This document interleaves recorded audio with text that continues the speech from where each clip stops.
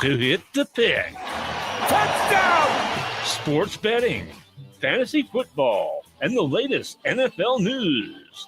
Featuring Loud Esmond and Christian Giordani. Bet on us to make you a better bettor. What? It's time to Hit the Pick. Welcome everyone to Hit the Pick. I'm Christian Giordani. I got Sniper West, the bookie killer, with me, and Loud Esmond, co-founder of HitThePick.com.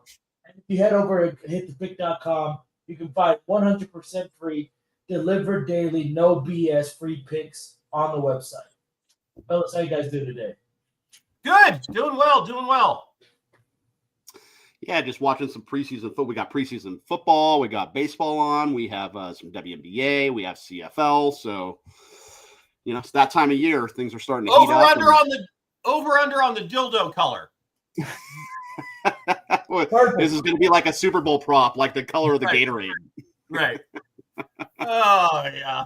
People need to have a sense of humor. I'm just saying. I mean, they throw octopus onto the ice in, what is that, Detroit? Yeah, they do. Yeah, And, there are some wacky traditions. By the way, the dildo toss onto the field did not start with the WNBA. It started in 2019 with the New England Patriots. Yeah, the Bills threw it at him, right? Yeah.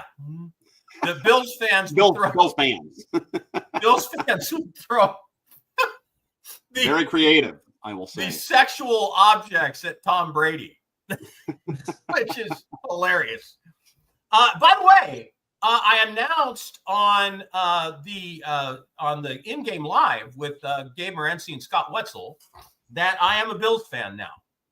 I have adopted the Buffalo Bills. My fandom from the Raiders was broken after 20-something years of abuse, and it ended with their rough dismissal of my favorite player, Derek Carr. And I became a Saints fan, and now Carr is gone from the Saints, and I have no reason to have any loyalty there. So I sat down and I thought, what team do I really like? What team fits me? And I'm an a-hole. I'm a loudmouth, and I don't like people, and I can be rude and condescending and demanding. And I thought, Bills fan. That's what I am. I fit right in. I've actually been to a game at that stadium. I just forget about it. Josh Allen's my favorite player in the NFL. So I love them. And I was all prepared to watch them run to the Super Bowl this year. And then I saw the Baltimore Ravens play. Oh, my God. I know the Indianapolis Colts are terrible, but can we start, Christian, do you mind with just reactions to what we've seen in the preseason so far? Yeah, let's go on ahead. Hit it loud. The Ravens are loaded. Oh, my God. And the thing that's crazy is they have two running backs that are going to take carries from Derrick Henry, which is great because that means Derrick Henry will be fresh at the end of games and at the end of the season. You know what you don't want to see in the fourth quarter of a football game? A fresh Derrick Henry. Yeah. And the Ravens, look, I don't love Lamar Jackson, who, I lovingly call Huggy Bear.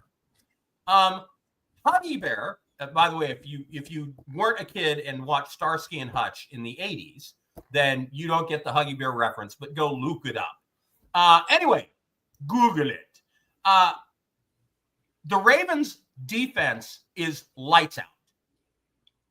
Their running game is going to be an absolute monster, which means Huggy doesn't have to throw the ball that much.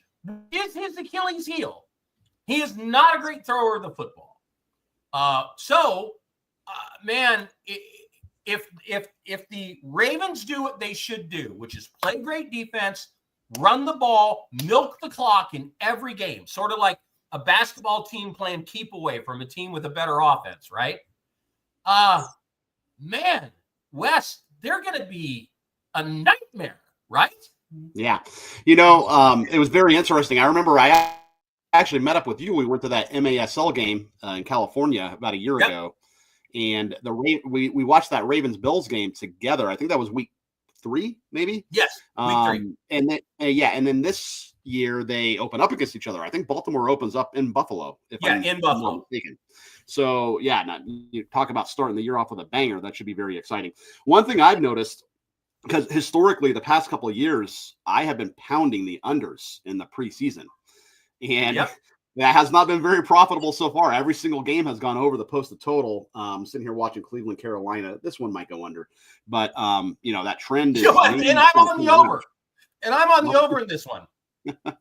Well, I need 20 more points in the entire game. Yeah. And that's it's only 3 touchdowns. It's really not that much in the extra point, and you're there, Well, so, 2 touchdowns. I was on the under. 2 touchdowns and 2 field goals, and I'm over. Yeah, there you go. Yeah, last night I had the under in the Seahawks-Raiders game. It looked great. I think at halftime there might have been only 13 points or something like that, and all of a sudden it opened up second half and went over. I don't do a lot of betting in preseason. I'll kind of pick and choose my spots. I'm still knee-deep in baseball right now. Baseball's been fantastic for me. We can talk about that later. Are the Rockies at home tonight? They are not, so I'm not betting them. But I will say, just to touch on that trend, they played the Pirates. I remember it was August 1st. They were down 9-0 in the first inning. I was doing this show. It was last Friday. I was on the show. Yeah. I went out. And the Pirates were up 9-0, and the Rockies came back and won that game 17-16. And then they proceeded to go over the total in the next 6 games at Coors Field. If you guys want a professional tip on baseball handicapping in the month of August specifically, whenever the Rockies are at home, just take the over. It's money in the bank. You're probably going to hit something like 75% in the month of August. One that I love, also weather related. Watch the weather when the San Francisco Giants are playing at home. Yeah. And if it's wet and windy, bet on the under, because that park, the ball just dies. I would say the Mariners too. Same deal, right there in the Northwest, right on the ocean. Right there on the water. Yeah. Yeah, both those stadiums, look at the weather, and if it's below 60 degrees and foggy at night, just forget it. It's going under. Because it's like hitting a brick. In those conditions. It's just brings back your memories from Candlestick, right, Lou? Oh yeah, Candlestick was a fun place, man. I'm sorry that it's really too bad that Candlestick and the Oakland Coliseum are both gone, because they were 2 crap holes. I mean, they were awful. They were both in terrible locations. The weather was awful. The fields were awful, but it made for great events, and it's just too bad. Stadiums, the personality has gone out of the stadium, except for like Green Bay and in a handful of places. In professional sports, the stadium used to be a thing, and now it's just, I mean, like, you go from Candlestick to that antiseptic place in Santa Clara as the 49ers. I mean, it's just boo. Yeah. Anyway, even Soldier Field's going to be gone. The Bears are getting a new stadium. I think in 3 years they're going out of town too. I think, or actually, I don't know. Are they going to build it right next to the Soldier Field currently? I do not know the answer. Getting a new stadium too. But I will tell you this: you have your thing on the unders in preseason. With me, I like betting on coaches that like to win. I like betting on bad teams, because bad teams usually win in the preseason. And I like betting on teams that are going to roll out their starters for a significant amount of time. Well, that's not working either. I'm just saying. I went 2-0 the first week, and I am now even with 1 push. 2-2 with a push, because I was on the Colts, boo. I was on the Bengals, boo. And I was on the Raiders, which exactly what I thought was going to happen, which I said, look, Pete Carroll wants to win this game.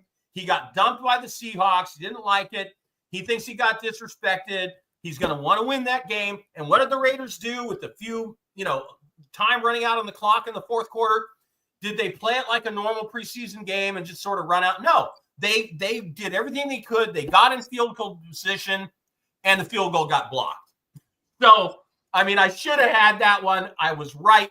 But what this is interesting is this brings up a really important topic that a lot of novice bettors don't understand, and it's the fallacy of outcome-based thinking,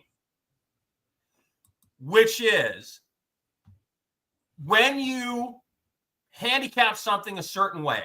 Let's say you have 4 aces in your hand and you're playing Hold'em, and there's 1 card left on the turn, and you don't see anything but a couple matched cards out of 4 on the and they're low cards on the table. Well, you're going to win, right, Wes? One would think, right? Right. You got 4 aces. Okay, so there's 2 aces in your hand. There's 2 on the table, and there's 2 or 3 other cards, and 2 of them are matched, but the other one isn't. Okay, great. I got this. I go all in. The flop turns over another low card of the same suit, and guess what? The guy's got a straight flush. Yeah.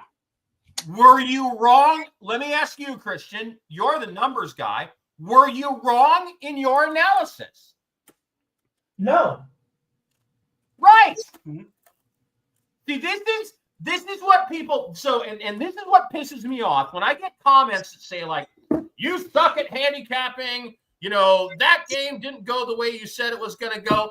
Okay, well, wait a minute. Everything went the way I said it was gonna go, except I didn't expect the Ravens to run in 2 kicks for a touchdown. Yeah. Okay? Didn't see that coming.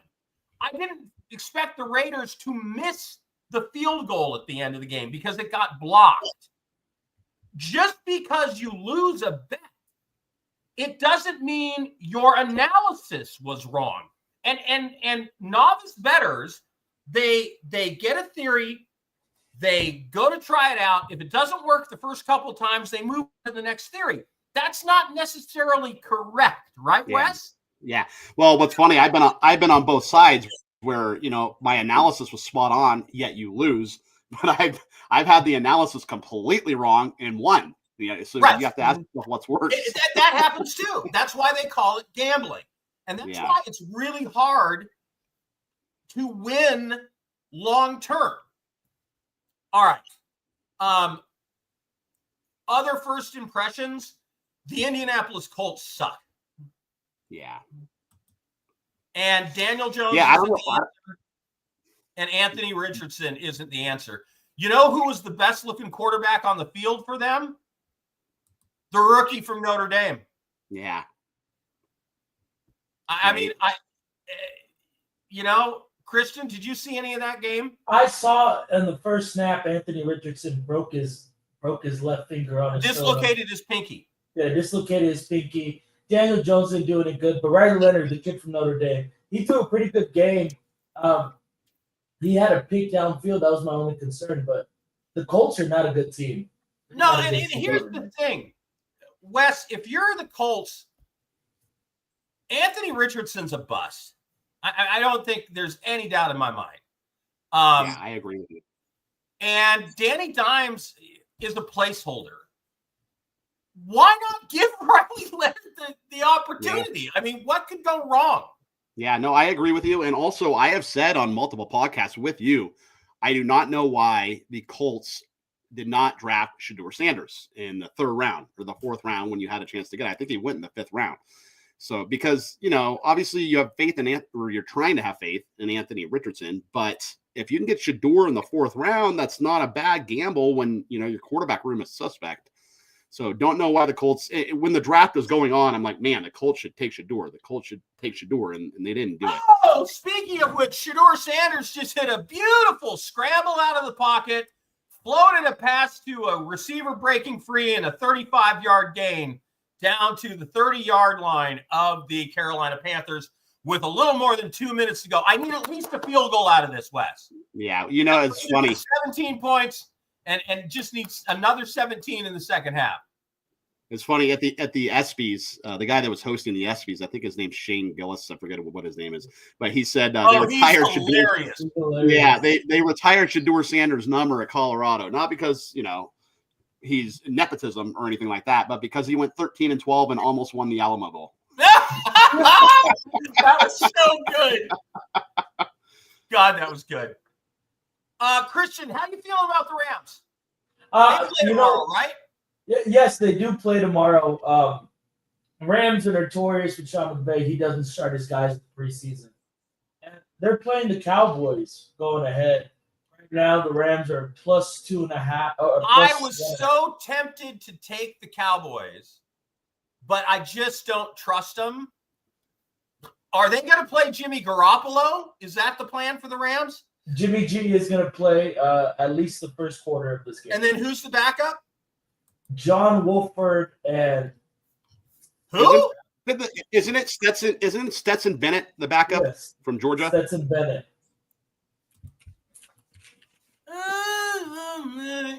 Yeah, the Rams just lose preseason games, but I don't trust the Cowboys enough. Sorry, I just don't. By the way, I am on the Panthers team total over 16.5 in this game, and I'm over 33 combined, and I've got the Browns plus 6.5. So those are my 3 plays. Yeah, look at us talking about, oh, well, we don't bet the preseason that much. I've got 3 plays on this stupid game. Yeah. It's hard not to bet on football. It's hard not to bet on football when you've waited so long. It really is. Yeah, just don't blow your, make these $20 bets, people. Please don't go put $100 on a bet on a preseason game. Please don't. Yeah. I do have a premium pick on the New England Commanders game, and I have a premium pick on Tennessee Tampa Bay. So I can't talk about those, but let me see if there's what else is out there that is tomorrow. The Giants and Bills. Here, I have some thoughts.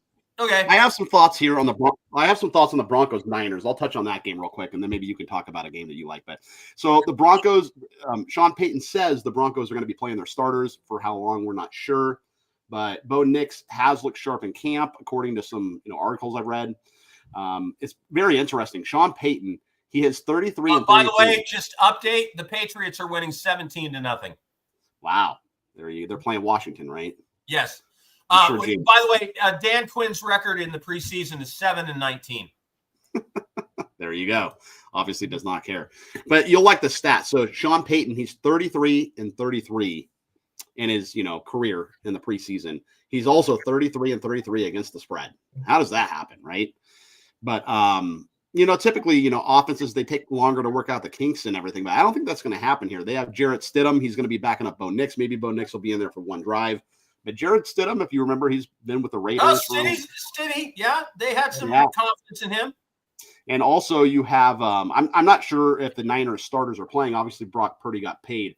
But you do have Mac Jones, who has a lot of NFL experience. Mac Jones has got experience, yep. Yeah, so he's backing up Purdy. So I think there's going to be points here. It's a low total, obviously 35.5. But, you're going to have good quarterback play for the majority of the game, in my opinion. So I do like the over. I'm going to go over 35.5 between the Broncos and the Niners here.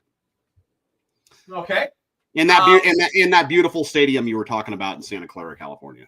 Yeah. By the way, I do have a premium pick on the Patriots minus 2.5.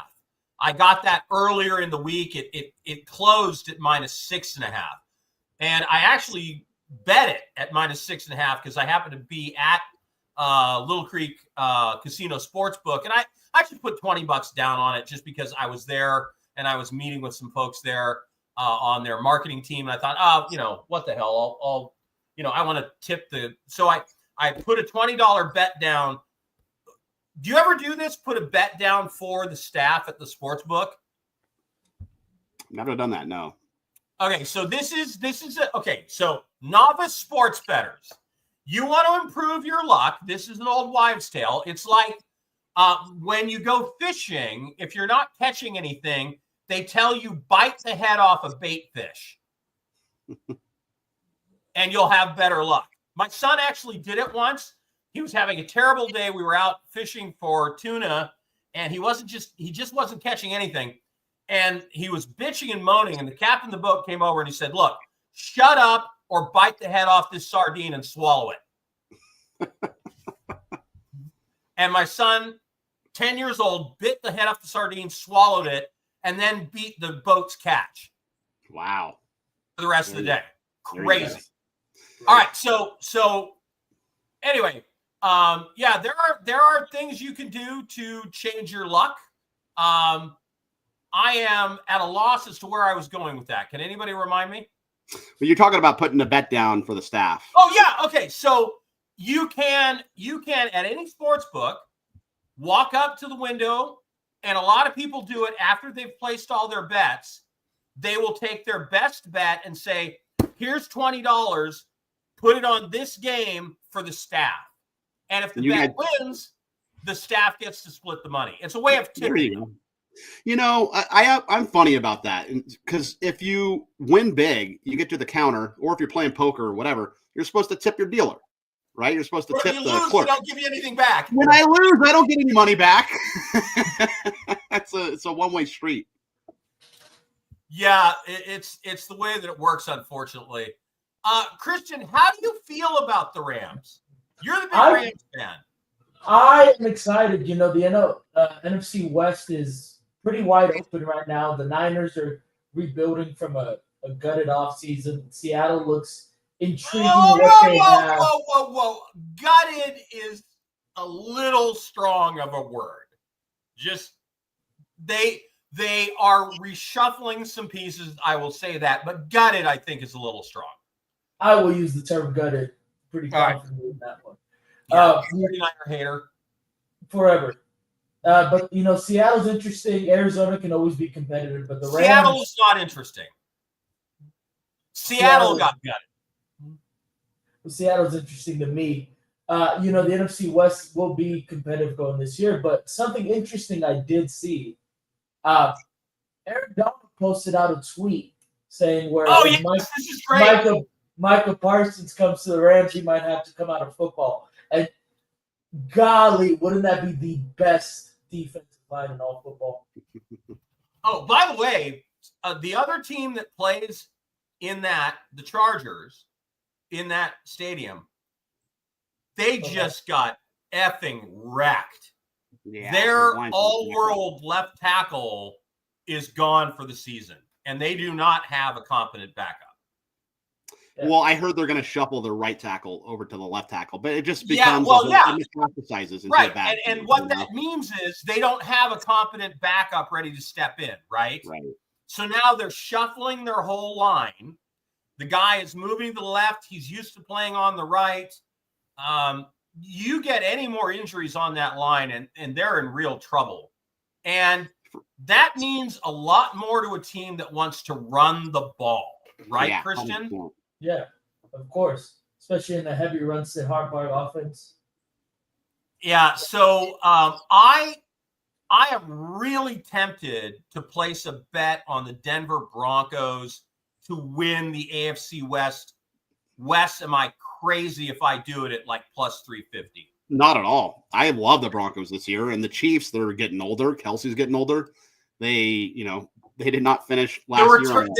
They're getting a bunch of receiver weapons back. They are. Worries me. They are, but no, I think the Broncos. Cleveland with a touchdown. 14 now. Yeah, I'm watching that too. I saw that. But Denver arguably has the best defense in the NFL. So I don't think you're crazy at all. I mean, you have one of the best defenses in the league. You have Sean Payton. By the way, every coach in that division has won either a Super Bowl or a national championship. So there's a lot of really good coaches in that NFC West. Okay. Yeah. You just reminded me of something I needed to say at the top of the show. Genty is shit without a great offensive line, and the Raiders don't have it. Yeah. He had 3 carries for -2 yards. Yeah.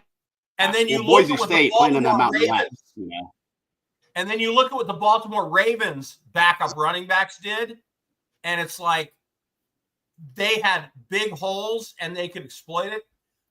Look, there's been all this preseason hype on the Raiders. Sorry, they suck. They're going to continue to suck. It's a recycled coach. Gino's nothing but a year older. Genty can't run behind a bad offensive line. The Raiders really have one good offensive lineman, Colton Miller. Everything else is just meh. And the Raiders defense is awful. Outside of Max Crosby, they ain't got jack, and their corners and their safeties are exploitable. The other one is I'm taking the over in every single Cincinnati Bengals game. It's not a bad idea. Burrow looked great last night. 1 minute. Defense is terrible, and their offense is going to score 35 points. If I don't get Josh Allen, my backup fantasy quarterback is Joe Burrow. Christian, take us out. Thank you very so much for listening to Hit the Pick. Make sure to visit hitthepick.com. Follow Sniper West and Loud Esmond on all their social medias. We'll see you guys next week for another episode.